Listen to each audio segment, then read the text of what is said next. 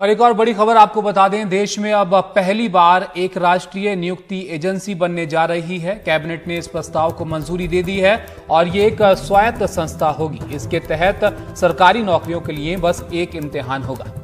CET यानी common eligibility test एक तरह से सबका प्रीलिम्स होगा, यानी प्रारंभिक परीक्षा होगी। हर जिले में सीईटी के सेंटर होंगे ताकि छात्रों को दूर न जाना पड़े। और क्या क्या खास बातें ये बताने के लिए हमारे साथ हमारे सहयोगी हिमांशु हैं। हिमांशु, और क्या खास बातें हैं इस राष्ट्रीय नियुक्ति एजेंसी के तहत? ये एक तरह से छात्रों को राहत देने के हिसाब से सरकार ने शुरू करने की योजना बनाई है। निश्चित तौर पर सुशील, देखिए, ये समझना जरूरी है कि हर साल भारत सरकार में करीब 1.25 लाख की वैकेंसी आती है और इस 1.25 लाख जो खाली जगह होती है उसको भरने के लिए जो परीक्षाएं होती हैं उसमें 2.5 से 3 करोड़ छात्र भाग लेते हैं। और इसके लिए भारत सरकार की करीब 20 रिक्रूटमेंट एजेंसीज हैं जो अलग अलग सरकारी विभागों में, महकमों में छात्रों के लिए एग्जाम कंडक्ट करती हैं, इंटरव्यूज करती हैं और ये प्रक्रिया पूरे साल चलती है। और अब ये सोचा गया है कि ये जो 20 अलग अलग रिक्रूटमेंट एजेंसीज हैं, इसमें से जो 3 सबसे बड़ी एजेंसीज हैं, रेलवे रिक्रूटमेंट बोर्ड है, एसएसबी है और जो बैंकों की जो बीआईपीएस बोर्ड है, उन तीनों को मर्ज करके एक प्रिलिमिनरी एग्जाम किया जाए। इसके पीछे सोच ये है कि अभी कोई भी व्यक्ति या छात्र अगर भारत सरकार में नौकरी के लिए आवेदन करता है तो वो पूरे साल उसे अलग अलग परीक्षाओं की तैयारी करनी पड़ती है, ट्रैवल करना पड़ता है एक जिले से दूसरे जिले पर, फीस हर एग्जाम की अलग अलग भरनी होती है, काफी खर्च होता है युवाओं का। और इसलिए अब यह तय किया गया है कि पूरे देश में अब 20 रिक्रूटमेंट एजेंसीज में से जो 3 सबसे बड़ी एजेंसीज हैं, अब वो को मर्ज करके एक नेशनल रिक्रूटमेंट एजेंसी शुरुआती तौर पर एक गठित किया जाएगा।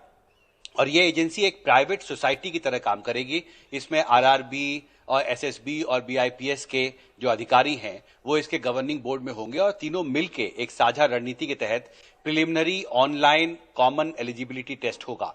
ये एक प्रिलिमिनरी टेस्ट होगा अलग अलग सरकारी नौकरियों के लिए। और सरकार का ये कहना है कि इस पूरे प्रक्रिया के तहत जो मंशा है वो पहली बात कि इसे करीब 12 भाषाओं में करने की तैयारी है पूरे देश में, जिससे कि अलग अलग इलाकों में जो छात्र हैं वो अपनी अपनी भाषाओं में परीक्षा दे सकें, इसके लिए तैयारी की जाएगी। अभी ये मैंडेटरी नहीं है कि हर जिले में एक सेंटर हो। अब ये तय किया गया है कि विशेषकर जो महिला छात्र होती हैं उनके लिए ट्रैवल करना कई बार अभिभावकों के साथ बहुत मुश्किल होता है, खर्च काफी ज्यादा होता है, इसलिए हर जिले में कम से कम एक अनिवार्य टेस्ट सेंटर हो, यह भी तय किया गया है। एक कोशिश बड़े स्तर पर है कि पूरे देश में अलग अलग एग्जाम्स के लिए जो अलग अलग रिक्रूटमेंट एजेंसीज हैं, जो अलग अलग अपने अपने एग्जाम्स कंडक्ट कराती हैं, उन सब में कोशिश की जाए कि एक स्टैंडर्डाइज्ड जो इंडिया में इलेक्शन चुनाव टेस्ट की जो व्यवस्था है वो बहाल की जाए, जिससे कि जो 2.5 से 3 करोड़ छात्र 1.25 लाख भारत सरकार की नौकरियों के लिए आवेदन करते हैं उनके लिए कुछ आसान हो इन परीक्षाओं की तैयारी करना,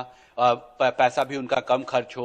और अभी भी तय किया जा रहा है कि ये जो एक मानक होगा 3 साल तक ये स्कोर मान्य होगा। अगर मैंने कॉमन एलिजिबिलिटी टेस्ट में भाग लिया है तो ये स्कोर 3 साल तक मान्य होगा। और राज्य सरकारों को भी अब भारत सरकार लिखने वाली है कि वो भी इसको एक मानक के तौर पे इस्तेमाल कर सकते हैं स्टेट गवर्नमेंट्स में सरकारी नौकरियों के भर्ती के लिए। सुशील जी, शुक्रिया हिमांशु। तो ये बड़ी ही दिलचस्प एक तरह से कोशिश है सरकार की। जमीन पर कितनी उतरती है, कितनी जल्दी उतरती है और छात्रों को कितनी राहत मिलती है, ये आगे आने वाला वक्त बताएगा। लेकिन एक और कोशिश सरकार की तरफ से हुई है छात्रों के लिए भी को राहत देने की भी, और रोजगार, सरकारी नौकरियों में जो मौके बनते हैं उसमें लोगों की नियुक्ति।